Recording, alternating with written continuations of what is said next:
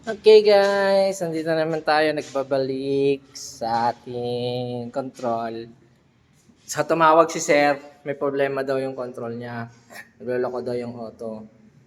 Pero nung ginawa kasi natin to last time, good functional na siya kasi mga sablay na yung relays niya.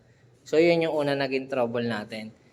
Ngayon, ayaw daw mag-auto pero gumagana yung manual. So goods.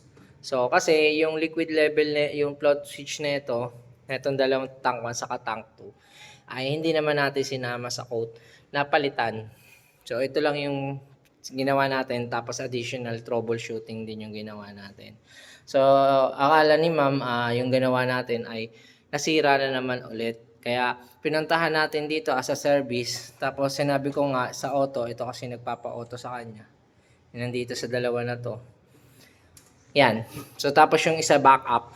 Kumbaga ang ano kasi nito, pag hindi kinaya ng isang liquid level, papasok yung kabila, gagana tong isa. Halimbawa, ito yung gumagana, papasok tong isa. Pag hindi kinaya yung pag-support ng supply na ano. So, ganun din sa tank 2. So, yun. At papalitan natin yung float switch nila dun sa taas ng tank. So, good running condition naman po yung panel.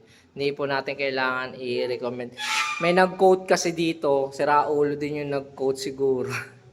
I-rehab daw yung panel. Tignan nyo naman yung condition ng panel.